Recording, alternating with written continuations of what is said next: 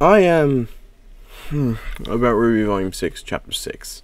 The main antagonistic force in RWBY Volume 6, Chapter 6 are called the Apathy, and I think that best describes how I feel about this episode. I really respect what it was going for. A creepy, unsettling atmosphere where the characters seem a bit out of character and they nearly face death. But here's the big fucking issue with this episode that kind of ruins it all for anyone who's watched the show. How the hell is anyone ever supposed to be tense about the characters dying to fucking Grim? The Grim are some of the most useless horde monsters of all time. They can't win anything on screen, and off screen the victories are like tiny. Let's just compare them to a few other horde creatures. Tyranids from Warhammer purge galaxies. Flood from Halo do the same thing. Horrors from Gyro, they're literally so varied you never know if one will turn out to be a viable threat. Titans from Attack on Titan, they kill enough people on screen in quick succession to be a threat. Grim, they always lose and they get torn apart by 15-year-olds. The most successful Grim, the Nakavali, lost pretty badly the moment Team Ranger started to actually think, and the moment Ren stopped being a fucking moron. The second most successful Grim, the Dragon, literally destroyed a mountaintop, the top of one building, no people died, and it did nothing else.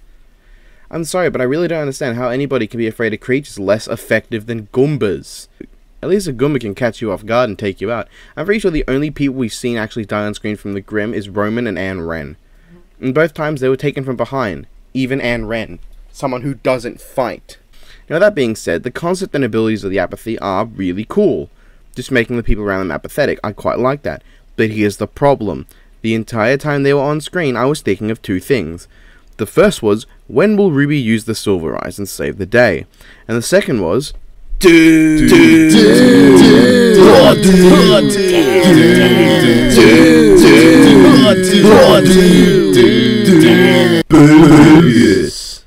these guys don't look even slightly scary.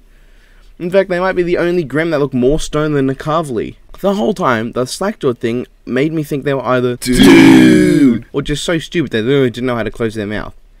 Do you want to know why the slack-jaw thing is really funny in a cartoon when used right? It's because it looks funny. You want to know why it doesn't work in horror films? It looks fucking funny. It makes me laugh. It makes everyone laugh. Anyway, yeah, RWBY Silver Eyes win the day. Twice. And we're hit with the reveal that Maria once had silver eyes. Oh my. No fucking shit. Why else would a character with no visible eyes be introduced to the show with no impact and meaning to the story beyond just telling Yang she's a fucking moron? Honestly, this episode just lacked any surprises. Oh, no, that's not true. There were two surprises. The first was that someone, honest to God, bought a book that just had a big Roman numeral slapped on it. I mean, I wouldn't want a diary that just had pineapple slapped on the front, but that's just me. The second surprise was that all the people were actually affected by the Apathy, but actually aren't having any second thoughts at all. Because that makes no fucking sense. Really, you're going to tell me the only person who is having any actual doubts is Crow, and we can't even confirm that. I mean, yes, he should be hit the hardest, and I'm really happy. I am really happy he didn't go in and explain how he feels to RWBY, because I think leaving his interpretation and how he feels up to the viewer's interpretation is a good idea.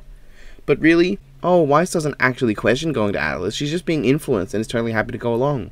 Oh, Blake isn't actually tired of all this running around. She's just being influenced. She wants to keep going. Oh, Yang isn't actually having second thoughts, despite her only motivation being keeping RWBY safe, and it'd be more interesting to have a character staying because of familial obligation and not the task at hand. She's just being influenced. So good job. You did surprise me. Here I thought the characters might have actually developed a bit, but they didn't. These last two episodes really felt like filler. The farm bit had no point in my eyes. I mean, they could have easily had a horde of like a trillion Grim, which might be like a 3-second roadblock for the average group of 6 people, show up and bullshit the characters having a near loss, and then have RWBY do the Silver Eyes thing. That would have done the only thing of importance was that Maria is revealed to have silver eyes. That's it.